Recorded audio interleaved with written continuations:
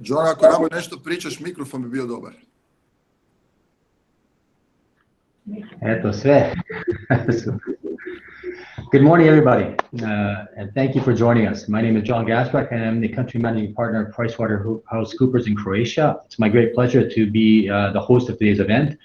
I'd ask everybody to turn off their microphones for the moment, and only the presenters to keep their videos on. And then when we start talking, we can turn the microphones on as well. Thank you for that.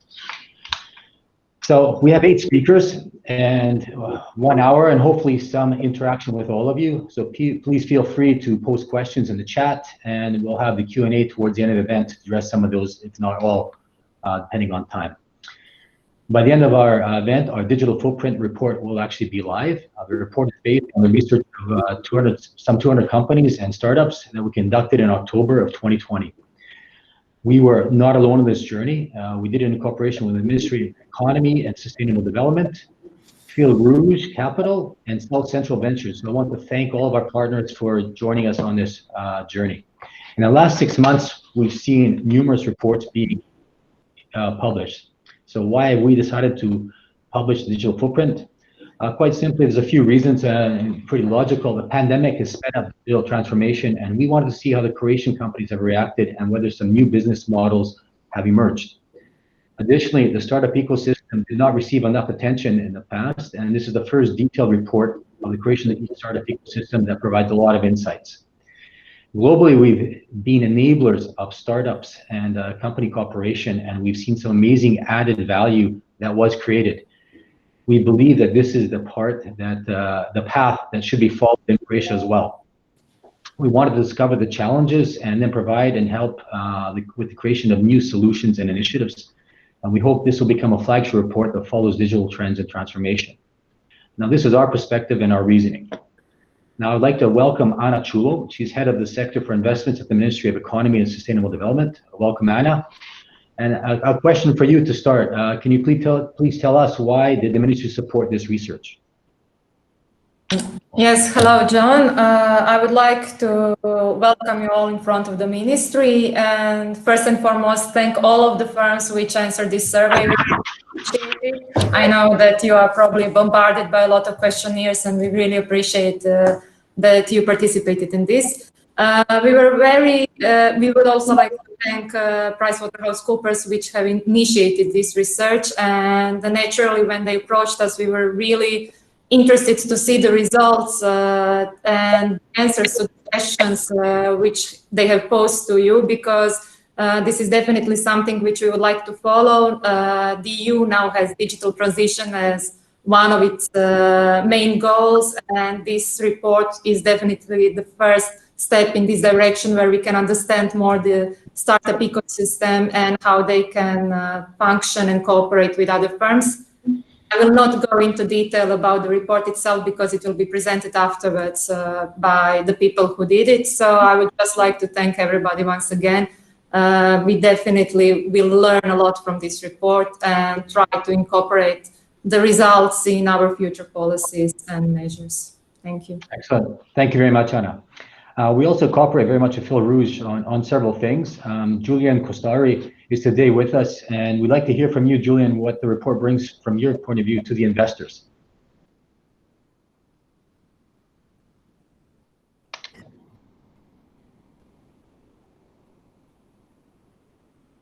Hello, Julian. Yeah. Sorry, I'm trying to unmute some weird stuff. Thank you. Hi, John. Hi, everyone. Thanks for having us in this study. What does it bring? Well, I mean, obviously, for us, we are very focused on the Croatian market, as you know, and whilst we get a lot of those reports with a wider focus, I think it was very interesting for us to get something more detailed on the ecosystem we are a big player of. So I think it was great. There are a couple of takeaways which are coming as a surprise to me. Some I guess for most of the report, I guess I could sense some of the trends, but you know, of course you always get 2-3 surprises which are very interesting, and for us certainly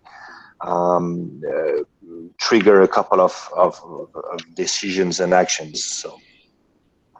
Excellent. Okay, thank you so much, Julian. South Central Ventures and Vedran Blagoš has also joined the initiative. So Startup Genome published their global startup report back in June, showing the first consequences of the coronavirus on startups. Atomico is publishing their report later today, so our date today at 8th December is not by chance. Vedran, from your point of view, what's the key added value of this report for the Croatian startup ecosystem? Hi everyone. I mean, when we look at Startup Genome or Atomico, they're pretty general overview of the whole market. I mean, they go like more in depth in some bigger markets like UK, Germany, France, and such. Well, our region of Croatia is pretty much, not well covered. I think like with this report, first of all, I think it's a really good outreach to international investors, so they can get really good insight what's happening in the Croatian market. On the other hand, regarding like internal stakeholders, it's really good for the policymakers.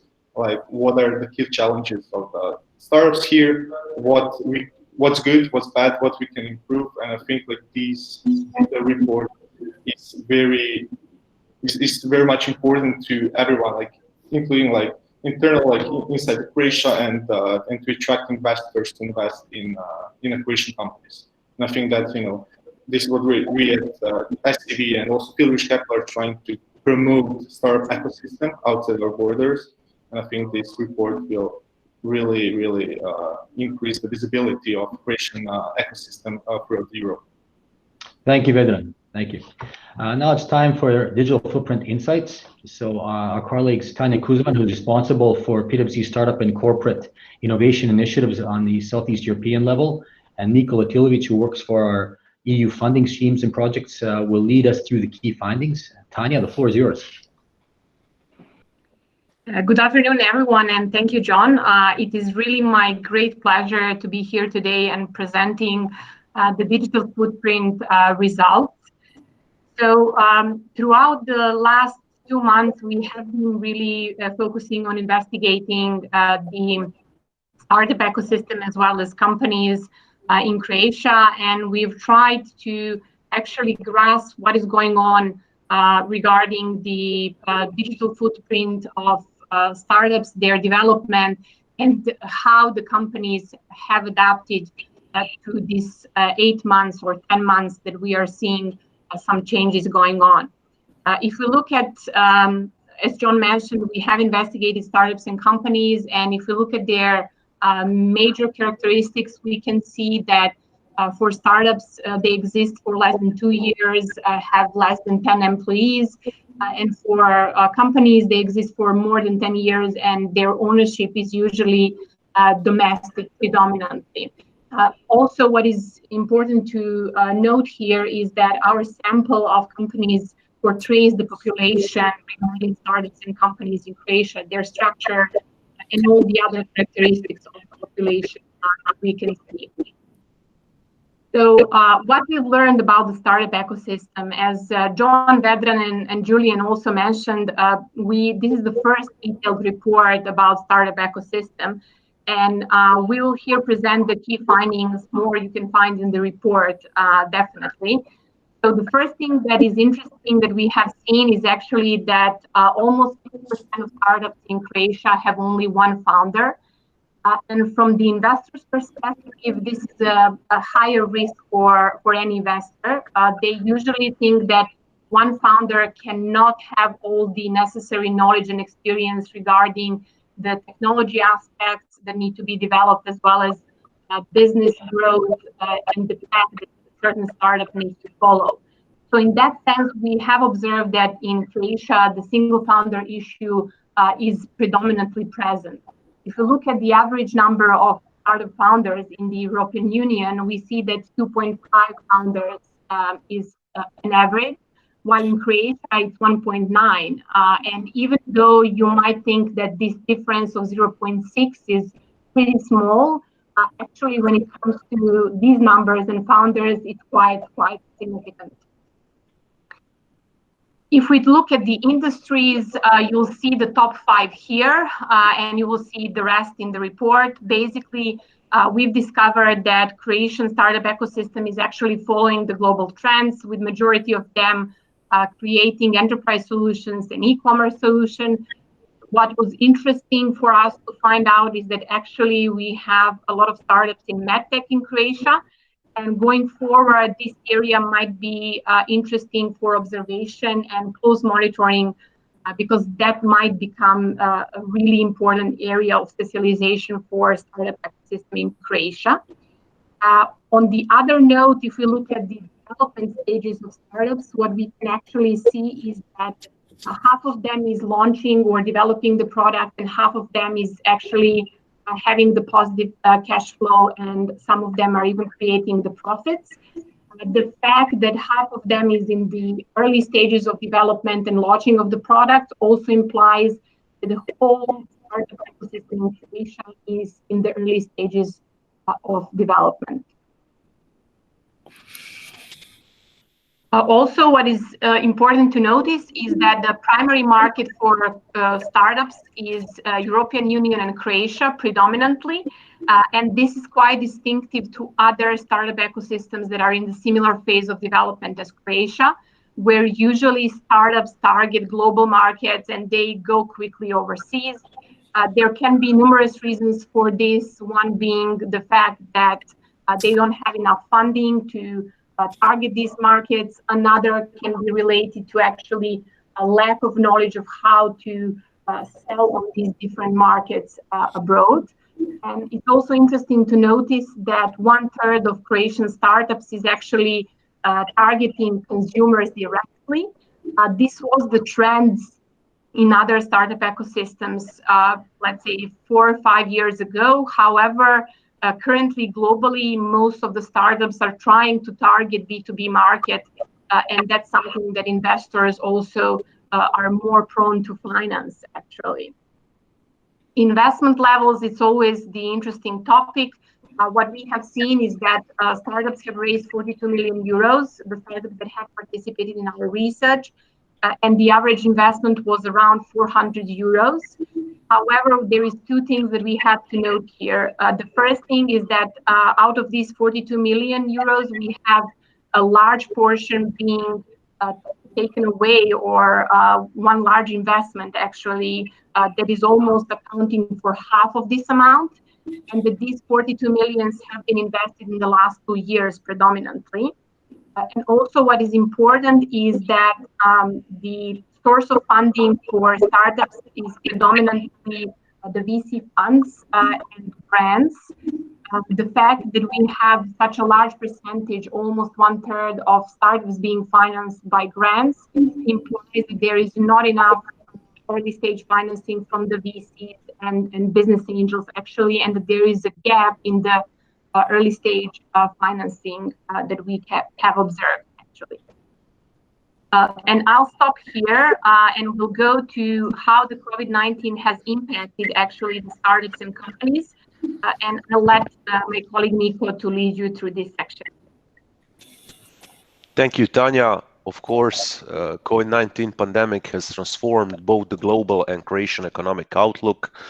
Public health protection measures such as self-isolation, restrictions on movement and working from home have caused severe disruptions to business operations, startups and companies. For instance, we know that the development and survival of many startups has been seriously threatened by the pandemic. So if we compare the revenues the startups generate before and after March 2020, it is evident that after March, a large number of startups is affected by the crisis, and approximately 10% of startups, 10% more of startups generated monthly revenue of less than 10,000 euros, and so their financial situation deteriorate. Our findings are in line with global trends, as according to Startup Genome 2020, global startup report, more than 40% of startups are in the red zone, which means that they have 3 months or fewer of capital runway left. So despite that, Croatian startup ecosystem have optimistic view on the current crisis, as 90% of the startups believe they won't have to close their business, and 85% of startups do not plan to lay off any employees. From this perspective, the actual financial and human resources loss both in Croatia and in the world is not as drastic as expected at the beginning of the pandemic. So, if we look at COVID-19 impact on sales, we see that 51% of startups stated that the pandemic had a negative impact on their sales, while 36% of them stated that it had no impact. And if we look only at startups that reported a negative impact, as many as 40% of them have recorded a sales loss of more than 50%. Startups that primarily serve small and medium-sized companies have recorded a greater negative impact on sales than startups that primarily serve individual consumers or large companies. Also, what is interesting is that 30% of startups have reported a sales increase, and the most significant growth has been achieved by the gaming and e-commerce industry, which saw their sales increase by more than 50% as people spend more time at home and refrain from going to stores. Startups that reported a positive impact on business have on average experienced an increase in the number of customers of 10 to 30%. So considering the positive impact of the pandemic, the greatest success has been achieved by startups which primarily serve individual consumers, as many as 42%. And also a small number of companies reported the positive impact of the pandemic on their sales, and the software and information technology sectors have experienced the greatest positive impact, but at the same time, a certain number of companies in those sectors have been adversely affected. So what about companies? If we are looking at companies' result, it is not surprising that 77% of surveyed Croatian companies reported a negative impact of the COVID-19 pandemic on the sale of their products or services. It must be acknowledged that the level of negative impact of the pandemic has not been the same for all industries. The industries that suffered the greatest impact are industrial production and the automotive industry. And regarding the severity of the pandemic negative impact on sales within Croatia, 56% of companies have experienced a negative impact in the range of 10 to 30%, and just 15% of them have experienced a negative impact higher than 50%.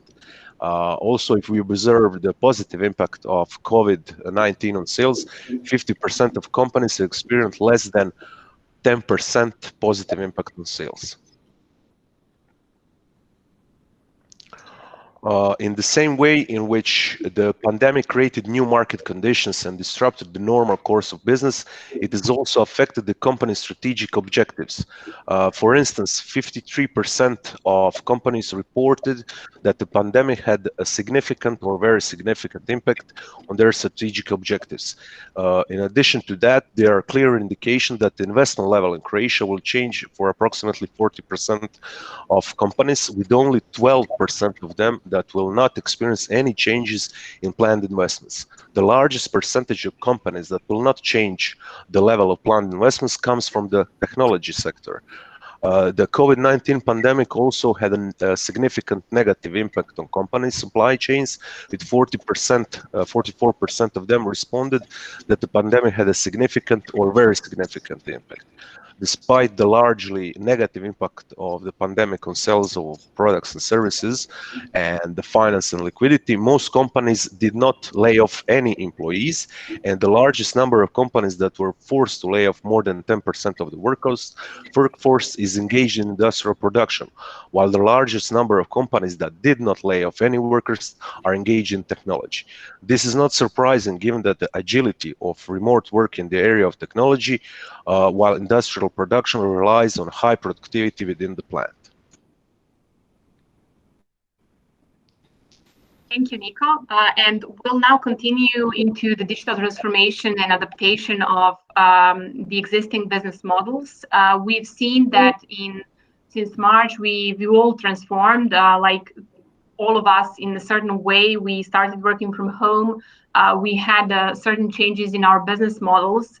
And what we have seen is actually that 73% of companies and about 40% of startups have already adapted, or they are currently adapting their product services to the new normal. What is the greatest potential for transformation is actually related to the new product development, CRM, and customer acquisition. If you look at the global trends, this is completely in line with what is going on in the world. Because of the change in customer preferences, we have seen that the companies have changed the acquisition strategies. They have started adjusting the way how they approach their customers, etc. And what is also important to notice here is that these kind of trends will portray even after the pandemic. And that's why the transformation in these areas is quite important.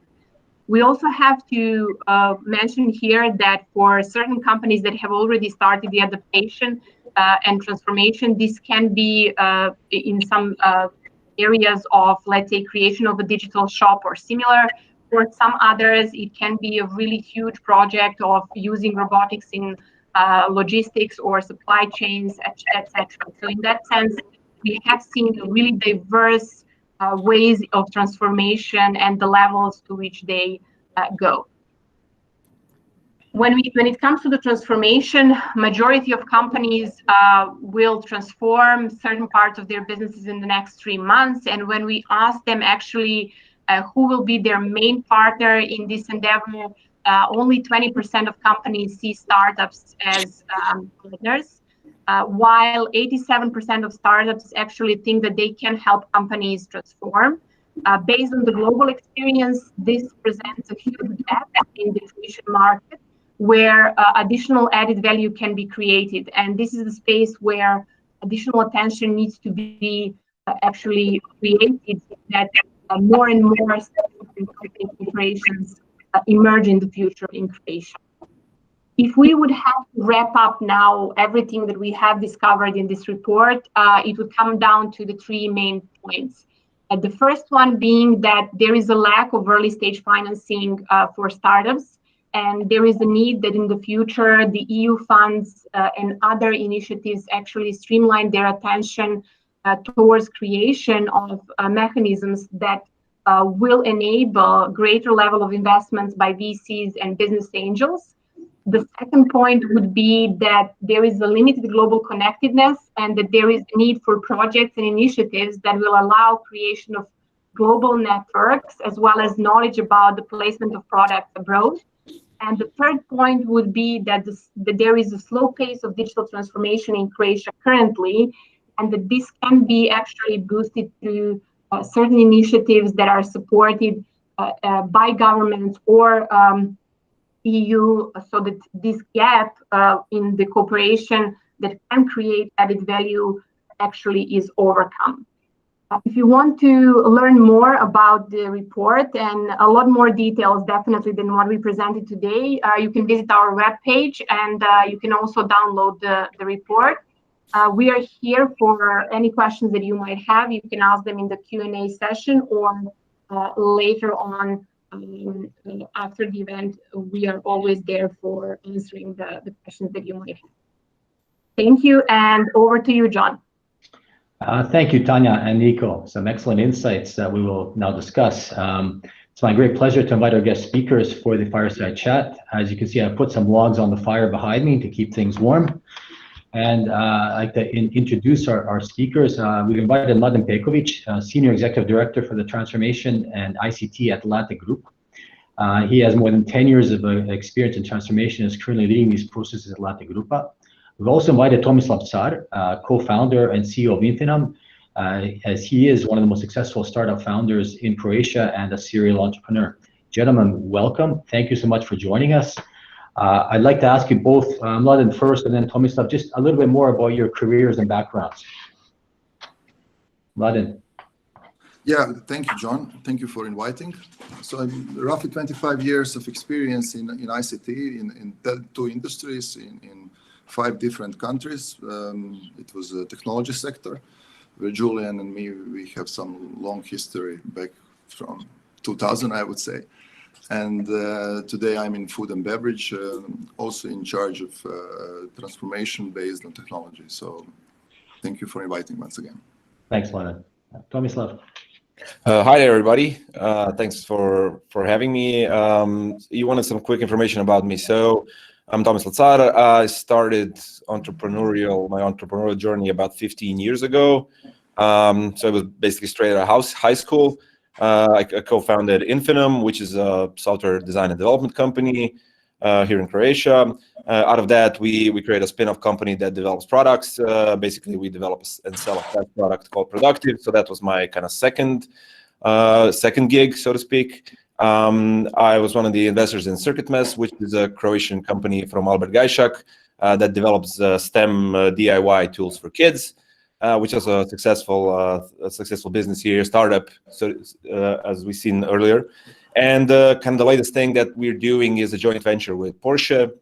It's called Porsche Digital Croatia. Here in Croatia, we're going to be developing different software components, software systems related to the Porsche ecosystem. So yeah, that's about me. I have different things I can talk about, so whatever you want to talk about. Excellent. Thanks, Tomislav. 2 excellent and diverse backgrounds. Let's start with a couple quick questions. So 1-word answers, okay, to start with, and then warm up and get into some more detailed questions. Mladen, what's the key for successful digital transformation? Just vision and ability to execute. Okay, more than 1 word, but okay, we'll go with it. It's good. Tomislav, on a scale of 1 to 10, how easy or hard was it to establish Porsche Digital Croatia? 1 being easy, 10 super hard. 9. Mladen, if you had the opportunity to choose 1 startup to work with on Atlantic digital transformation projects, which startup would that be, or at least what product or service would they offer? We are dealing with Gideon Brothers. They're getting their fame in the field of autonomous robots, which we successfully are using in our logistic processes. Okay, so say autonomous robots. We'll say that's the answer then. Perfect. Yep. Tomislav, did you ever have the I quit thought as a startup founder and CEO? Yeah. Mladen, have you ever thought of being a startup founder? Yes. Tomislav, if you have to pick 1 thing that limits startup growth in Croatia, what would it be? 1 word. Lack of sales experience. I don't know how to say it in 1 word, but that's good. Yeah. Okay. Sales. I guess we could say sales. Yeah. Question for both of you, just to ease it up a bit. You have a couple of speakers that played or play in bands. Mladen, what's your favorite band? I cannot answer to that one because we are going to take too much of the meeting to answer. Okay. Tomislav. Black Keys, but I also like drama, doom metal band, very popular. Yeah, that's correct. That's correct. No, Black Keys. Yeah, that would be the answer. Okay, very good. Interesting answers, and I do believe they provide a preview as to the way you think. So let's now dive a little bit deeper into our story. Tomislav, our research showed that almost 50% of startups in Croatia have 1 founder. You're a co-founder. From your perspective now, having the experience, and in terms of the moment in which you founded Infinum, can you explain to us, in your view, why is it better to have a co-founder? Yeah, I was actually very surprised to see that like 50% of them is just a single founder company. I think it's a red flag, obviously. It doesn't have to be like that. I'm sure that there are like single person startups, but it is harder. I think the main issue is, well, I would say that apart from maybe having a loved one die or getting a divorce, I would say running and starting a startup is one of the most emotionally stressful things you can do in life. And I think one of the things that co-founders usually do for people is kind of they alleviate all the stress that goes with it. You have somebody to kind of fight with you in the trenches, if you know what I mean. So kind of the whole experience it's just a psychological thing from one angle. And then the other angle is more around complementing each other's strengths. So nobody's good at everything, right? And then if you have a good mix of people, like where somebody's good at executing, somebody's good at like sales or something like that, somebody's good at something else, whatever it is, let's say building the tech or whatever your thing is, It's kind of, you just complement each other's strengths, especially in the beginning. If they're like young people, not everybody is good. Not everybody even has any relevant experience. So it's all down to, grit.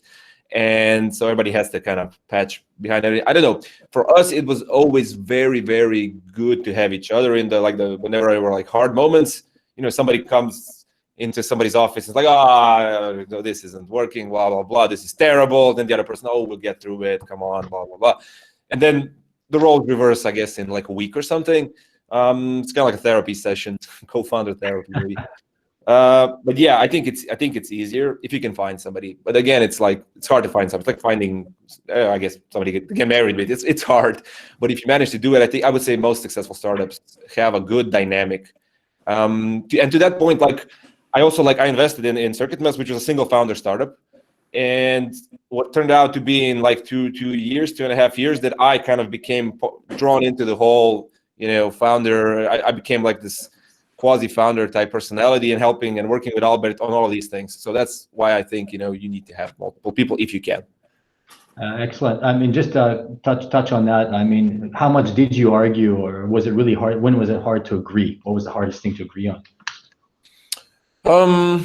I don't know. I mean, we obviously argued a lot of times, but in the end, I think the whole point of this kind of the way that you manage it, at least for us, it was, we argue, but when we get out of the room, we need to have a consensus, right? So we either vote on it, or we just say, listen, you know more about this stuff than me, then you do what you think is right, and I'll back you up. Everybody makes mistakes, so that's kind of like, you have to accept that, and we accept each other's mistakes, and I think that's what worked. We don't have that moment like, oh, I told you this was not going to work, this is your fault, you said that we should do this. I mean, everybody makes mistakes. So it's not exactly like marriage. I don't know, John. I don't want to go into your marriage situation right now. So, but I'm kidding. Yeah, similar. It's similar. No, just kidding there. It's just that touch on it. Excellent. Vedran, following up on Tomislav's comments, I mean, usually co-founders, themselves recognize benefits of having someone, to make decisions with. From your point of view, why is one founder seen as an issue from the investor standpoint? Exactly. I think Tomislav covered some of them, but I would say there's two main reasons to have a co-founder, or the risk of just being a single founder. First one is, I mean, when we invest in a hybrid companies, in very early stages, and what we're looking for, is, get a product market fit really fast, go to the market, sell it, and then, as Tomislav said, people have to complement each other. So usually there's someone who's, for example, a developer who's making a product, and there's someone in sales who's, out on the market. Usually, in our region, most of the co-founders are just, with technical knowledge. So we really would like to see, different, that the co-founders have different backgrounds. And the second one would be that if there's only one founder, there's a big risk, if you go real dark, what if something happens to the person, or what if, the founder gets sick, what if the founder quits? We always kind of need to have a backup plan if something happens, or the founder is unavailable, and that, there's someone who can replace him or her in the company. Excellent. Thank you. Mladen, pandemic has clearly sped up digital transformation of companies worldwide. Some results show that companies have done in 6 months what they normally would have done in 6 years. Do you see the same trend in Croatia? To some extent, yes. The digital transformation here is taken in a broader scope of the meaning of the word. I differentiate innovation, or digital innovation, then technology as a crisis solution method, and digital transformation. So for me, it's not all the same. Sometimes we tend to pack it, especially in these times of change, into the same bundle. But I see differences with the answers in your study. We see the new product development being pretty much present on the list of what's happening. So this is confirmation that the innovation, the technology-based innovation, is taking place. We have seen a lot of examples in Croatia where technology has worked as a crisis solution method in the communication, in the change of the essence of the service, etc., etc. But whether the times like this are really speeding up digital transformation, which is a combi of technology investment with a vision, process changes, and culture skill changes in a structured way. I'm not 100% convinced into that. So in the change attitude, we see three examples in Croatia. First is, I would say, desperate. So these are the companies where we say, like, we are doomed. There is nothing we can do about it. And this happened just too quickly, and we just are going to sleep and wait until it passes. Thank God there's a huge minority of them. So we speak about companies where employees are back at home doing nothing. The majority of the bundle is where we can claim this is the agile attitude. The companies that took the technology as a solution for the crisis, and they speeded up their ability to execute, and they compensated some crisis created problems with technology. Notorious example here would be like the delivery of food based on different applications, etc., etc. And the third one would be where we say really forging ahead, and that would mean the companies that have the technology transformation plan or digital transformation plan, and this plan is just forging ahead as it was already envisaged, and not necessarily in that third cluster we see in Croatia increase of investment, because in that sector we see the plan was there, it was heavily funded, and companies did think about how to redistribute a little bit of those funds into the financial stability, etc., etc. So we also can discuss whether in the public sector and in the private sector the change happened with the same attitude, whether the change of work life and work culture was imposed in these times in the same manner in the public sector or in the private sector. I would say no. In certain fields, we see the change from work life of being present to being able to execute no matter where and no matter what. In certain fields, we see the funding and change management issues.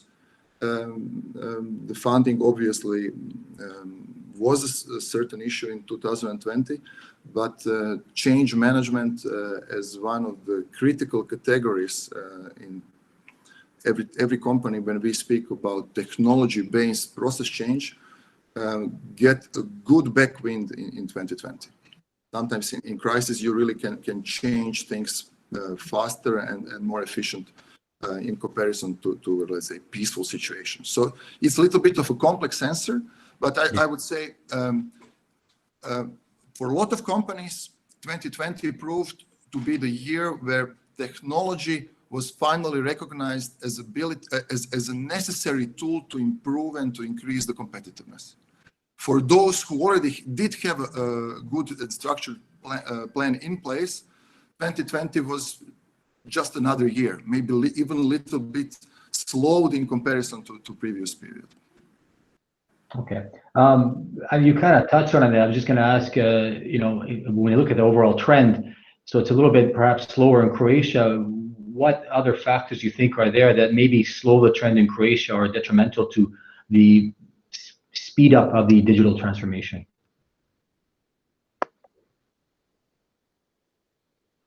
Sorry, John, I had a disturbance here. I apologize. If you just could repeat, please.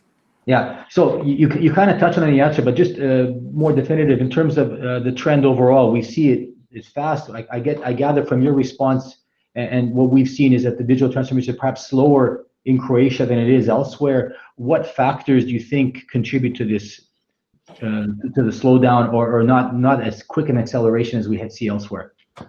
So yeah, the factors for the I will repeat, the companies that didn't have plan in place, I don't see any slowing down. I see the real shift gear into the higher gear, the acceleration, etc., etc.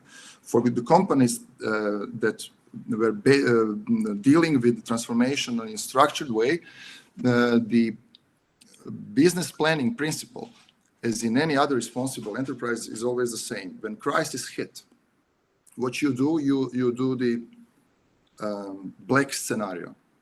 So you estimate what is the worst that can happen this year, what impact on sales, what impact on the supply chain, what impact on production, etc., etc. Based on this black scenario, then you readjust your entire ecosystem, including the transformation efforts.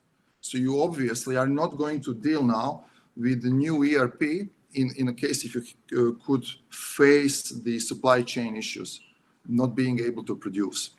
So that was the Q2 2020, where the black scenarios took place, and a little bit of conservatism was injected into the business practices. Since July, enterprises started to realize that such black scenarios would not take place. And since July, I see the trend of increased efforts in digital transformation again. So Q2 was a little bit critical, but since then, I'm not any more concerned about what's going on. Okay. Thanks. Tomislav, we mentioned your cooperation with Porsche. That cooperation obviously didn't come overnight. Majority of startups in Croatia are willing to work with companies on their transformation, innovation, and digital projects. From the startup perspective, what's the most difficult part in this process? Mm-hmm. Yeah, so the cooperation didn't come overnight. I think it was about 9 months. We started talking somewhere at the back of 2019, and then kind of made a rough draft in a couple of months, and then went through all the legal stuff in the next couple of months.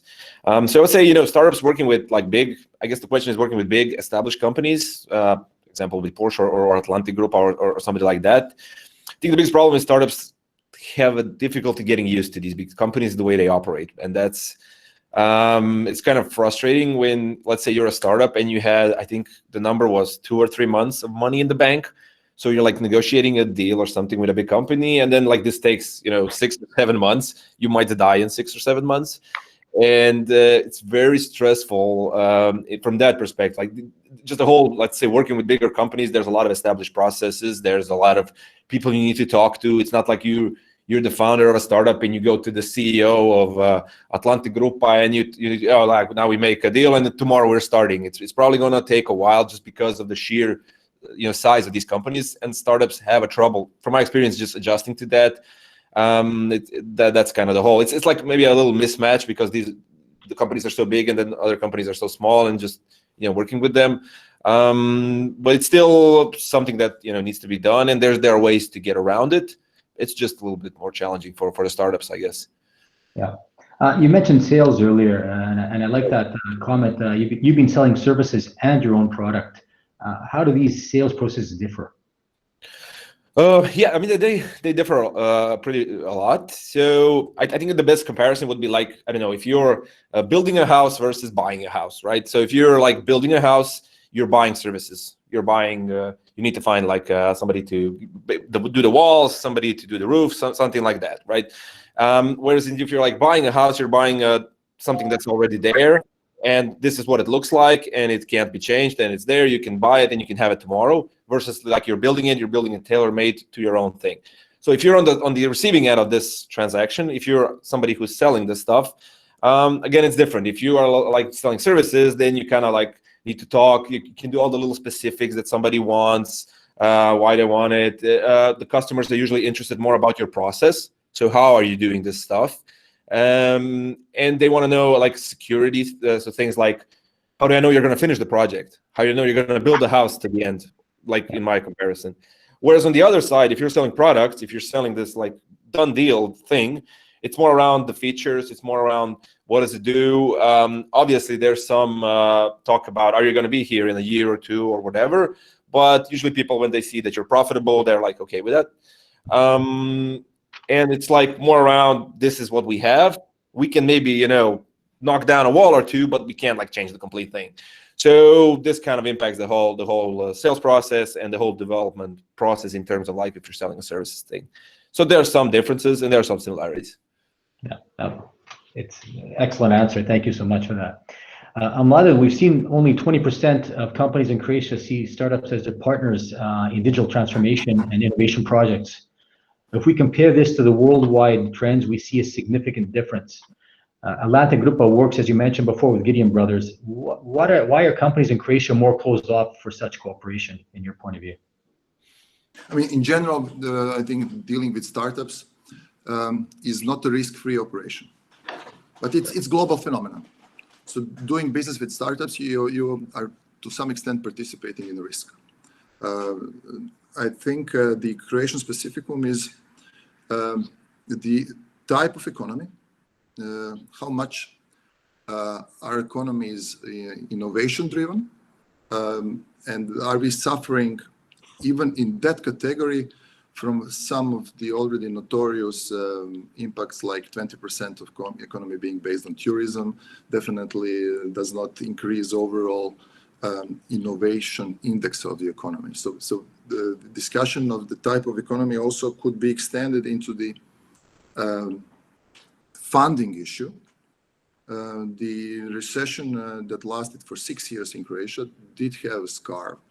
This scar is still living in the body of the economy. And unfortunately, 2020 for us came, I would say, a little bit too soon. So it's not a risk which is very much appreciated in heads of the business leaders.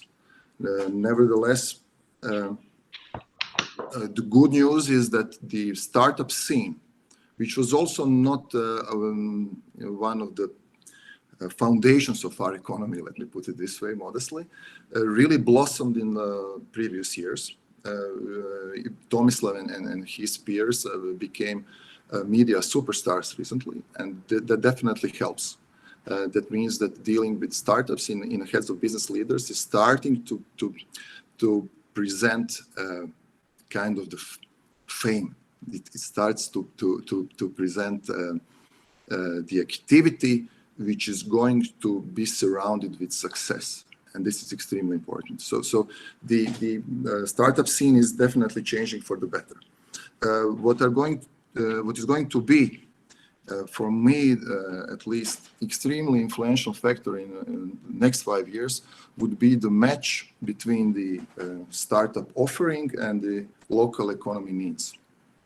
When we speak about those superstars, we see another confirmation of your study, where you say in your study that Croatian economy proved to be extremely Euro-oriented, Euro market-oriented, and the startups are thinking about the products and services which are going to work globally, which is perfect, which is super.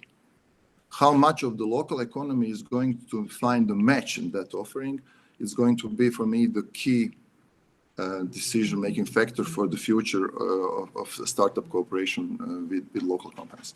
For Atlantic Grupa, we believe that the company of our size and responsibility in local economy, which is headquartered in Zagreb and financially strong enough and diversified enough, we have even the responsibility to work with startups.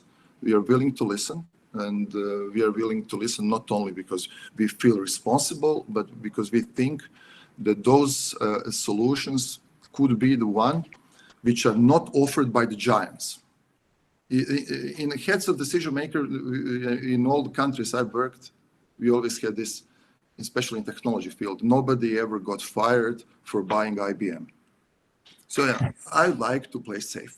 Nevertheless, with the startup scene today, these guys, these ladies and gentlemen, are developing the solutions which are unique and which present the opportunity to create a competitive difference.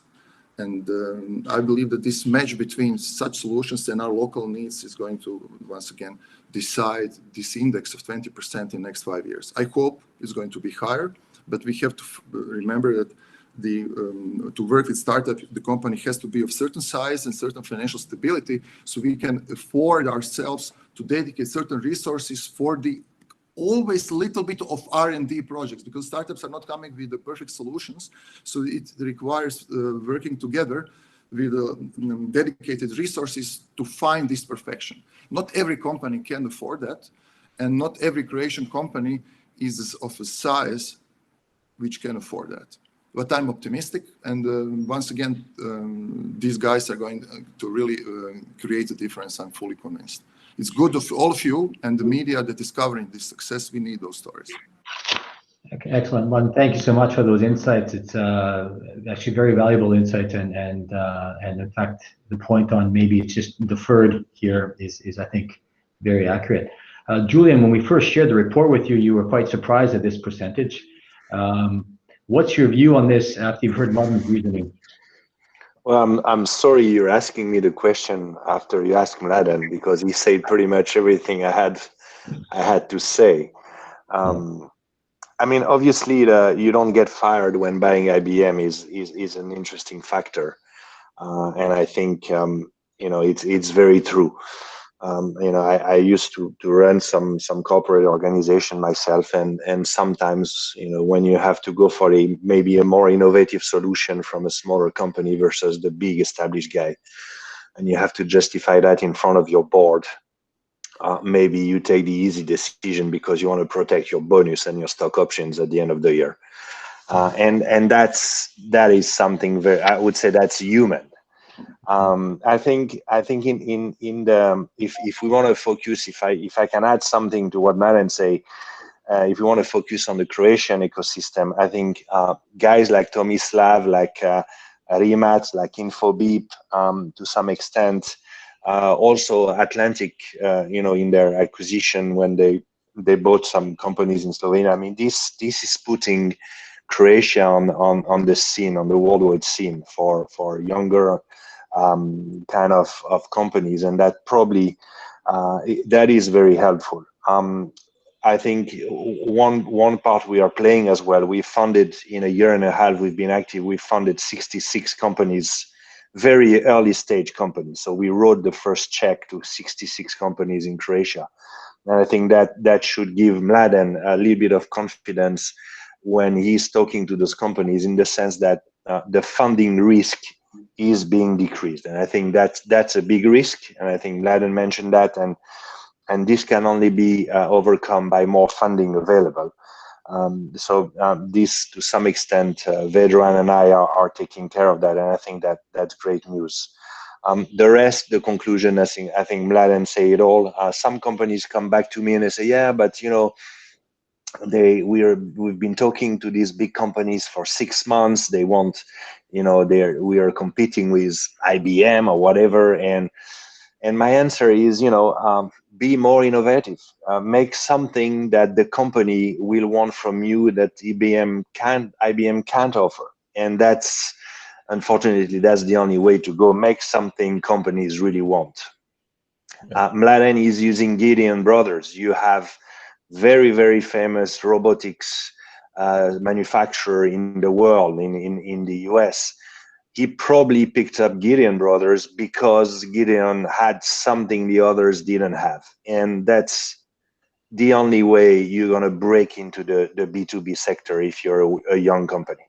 Yeah. Can I just jump in with a comment here? Sure, please. So I think what Mladen mentioned, the old adage, you don't get fired for buying IBM or something like that, the way it goes. I think that's a great point. The only thing about it is, who is IBM today? So, and who IBM will be in 5 years or 10 years. So IBM is not necessarily IBM in that story. Maybe it's Microsoft, maybe it's Slack, maybe it's Infineon, maybe it's somebody, but who is that today? Who is that going to be in a couple of years? So I think the point is buying an established player. And the other thing I want to point out, which Mladen says that they're working with Gideon on with the autonomous robots. I think that's a great point, because startups like Gideon or somebody else, the main, I would say, especially in the early stage, the main benefit they get from working with a company is the customer development. So they might not know all the problems, and I think that's what Mladen pointed out, with all the risks and all the stuff that they go into as a company. When you're a startup, you need to test the stuff that you're working on somewhere with somebody in some warehouses, have the robots crashing into each other or whatever happens, and that's something that only the big players can provide in that situation. So I think the biggest development is not just selling to the big companies. It's getting the customer development insights from them. I think that's very, very important, and I think that's how companies can help startups.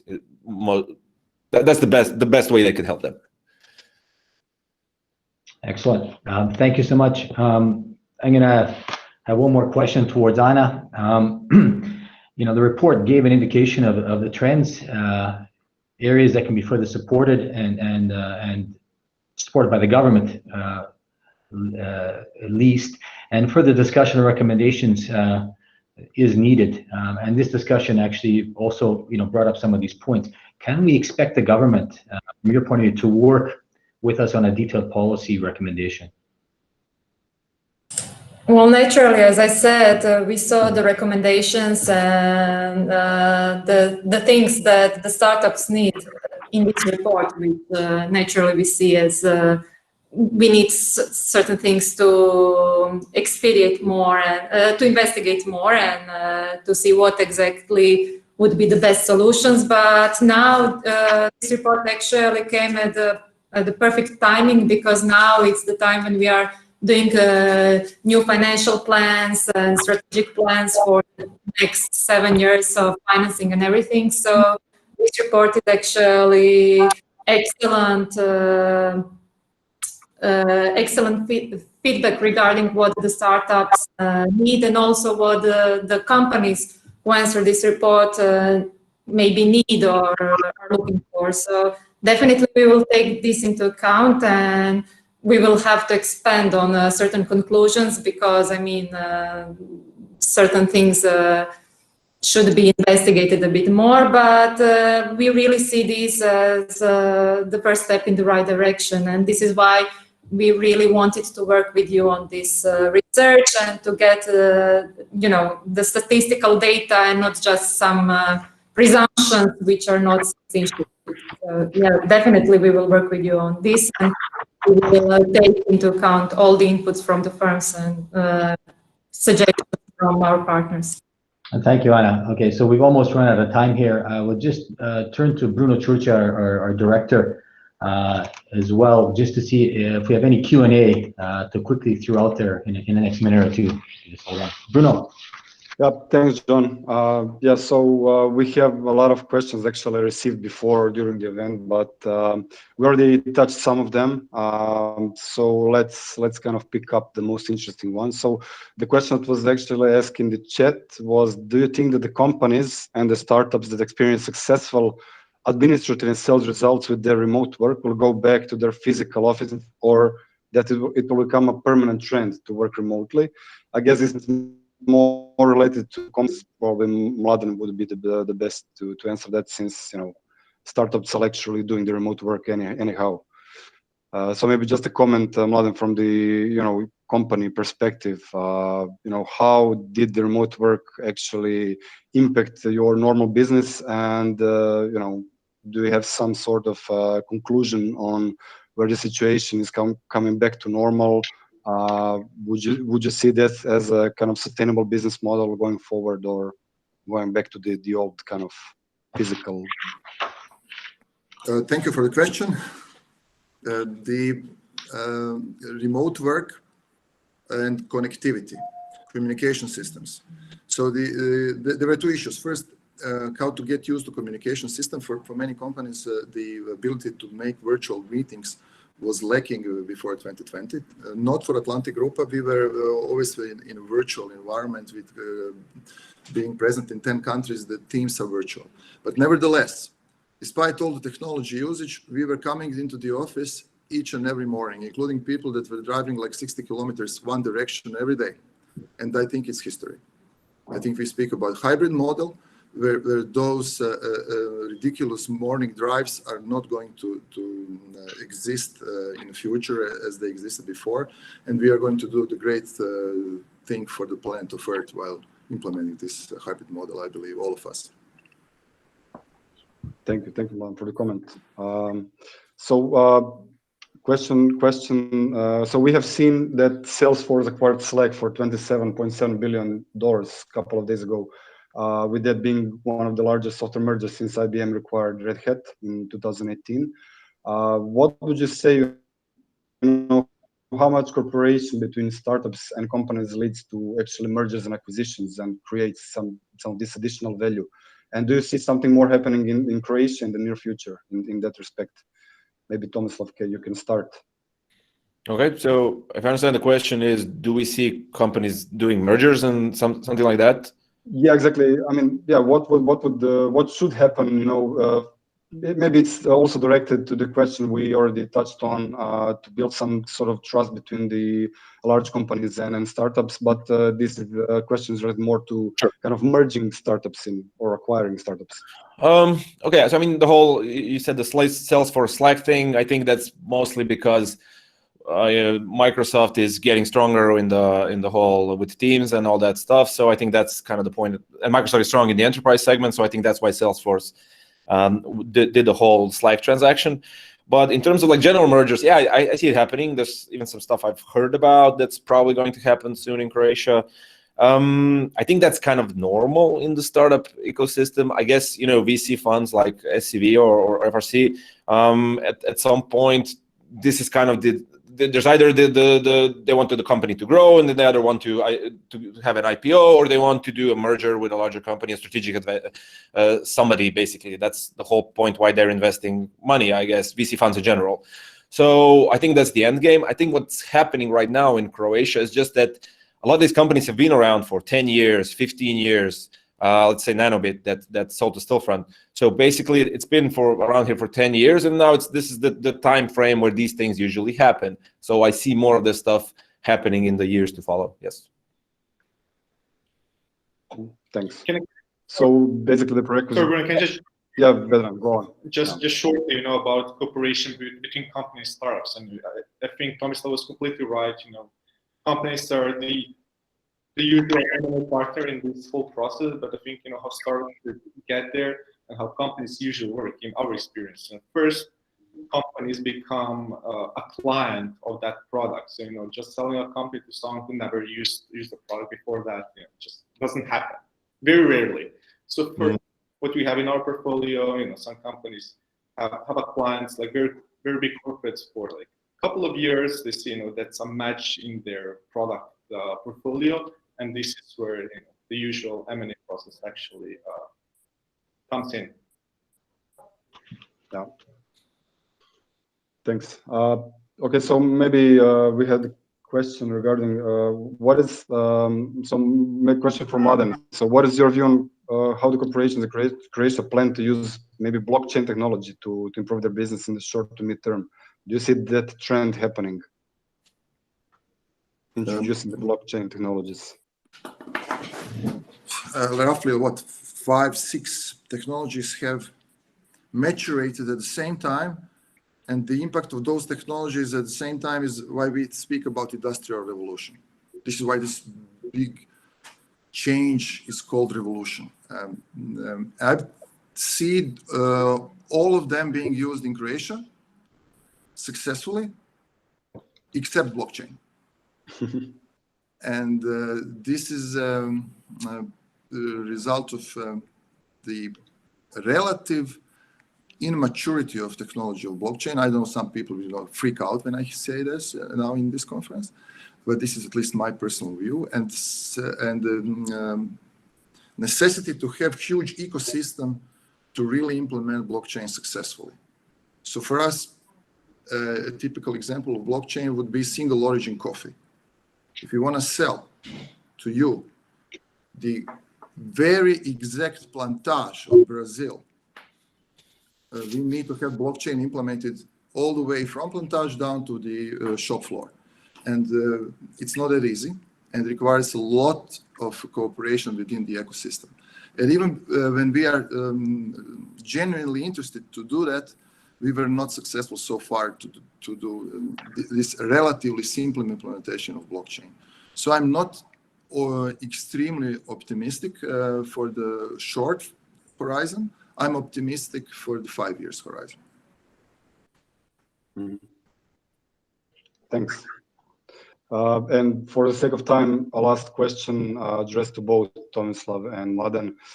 It's regarding the cybersecurity. So do you feel, your organization and your services have been more on the radar, and have you in any way been more affected by the cyber threats during the last 9 months? And if yes, what would you recommend how to best handle those threats? Every time I speak to employees, I say the priority list is very simple. Third position is innovation. Second position is stability of operation. And the first one, and always the first one, is security.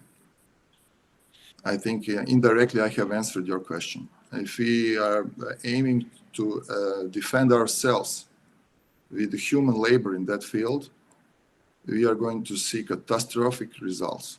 We are defending ourselves with artificial intelligence and big data analysis, and this is happening while we speak. And I'm not going to go into details, but this is serious stuff. And we shall not think about some romantic idea of hacking. We speak about serious criminals, really bad guys that we have to fight here. Yeah, I mean, on our end, I wouldn't say we've noticed anything more than usual. I think, security in general is like more of a process and a mindset. I think that goes towards what Mladen is saying. So it's a mindset. Everybody needs to kind of be aware of it and think about it. And there are some people that need to handle it from an operational level. And yeah, I haven't noticed anything new in the past year that we haven't already done before in terms of like any good precautions, any good practices, all of this stuff. So yeah, in general, that's basically what I can say about that. So basically, conclusion is that you already implemented the security good practices in your product design, product development, placing the product, yeah. Publishing it. I mean, right? To be honest, we had to do it. I mean, we couldn't get, like, the clients that we're working with now, we get audited all the time for various security things. So there's like no way we could actually do the work that we're doing if we didn't have all of that stuff anyway. So that's the... Maybe just for the international audience, this country has seen one of the biggest and most strategic companies in the country being paralyzed for months as a result of such criminal activity. And Q4 2019 going into Q1 2020. So I believe that the awareness is here, and people are really doing their best to protect the enterprises. I think one thing, maybe it's, I can touch on that. So basically, before, the notion of security was everybody that works in this building is secure. So everything we have here is secure. But if you leave the building, then you can't use your laptop, you can't do anything. And now all of that has changed. And now there's a new security model in place, where the way we were working before is like we had a lot of people in different countries and everywhere. They had to be secure anyway. They were working from their home, or they were like maybe working something from the office or from a bar or beach or whatever. They had to be secure, right? So going into all of this, it was like just the same for us. Nothing changed.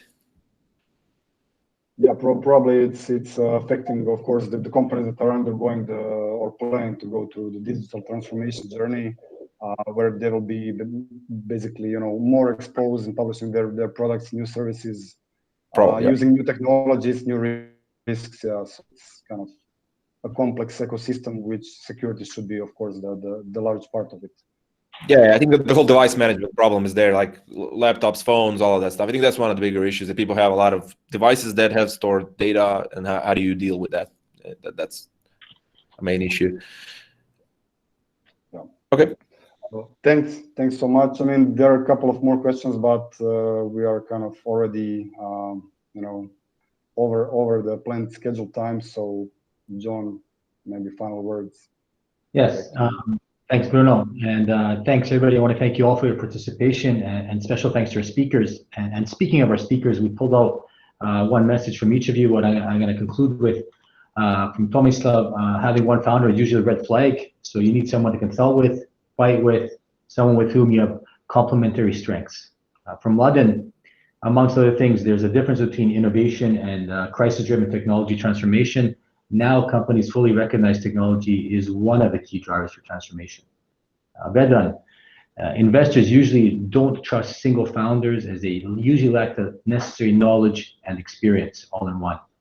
Julian, if you're a company, you have to justify working with a startup. Success stories help the overall trend. And from Anna, we've heard the insights from the report will enable them to tailor future policies and projects. Very good from all of you. I know that a lot more was said, but these are some of the key messages. We'll continue following the digital trends and working on recommendations that would help governments streamline their policies and strategies, and of course, try to further connect startups with corporates going forward. Thank you all for your time. Apologies for going a little bit over, but I think it was worthwhile.